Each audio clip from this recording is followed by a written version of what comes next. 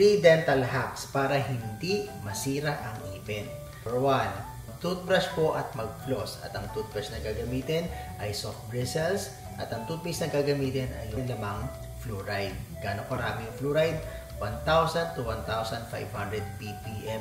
Number 2, ugaliin po na bumisita sa dentista niyo. Or better yet, pagpunta sa dentista, magpalagay po kayong tinatawag na fluoride varnish.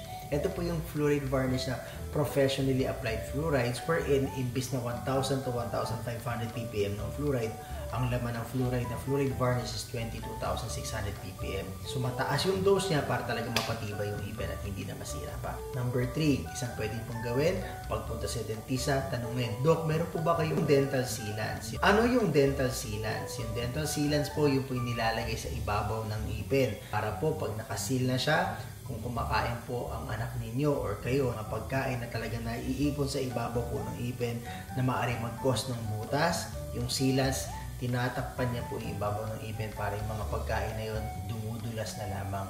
At ang sa gayon, hindi masisira ang ngipin.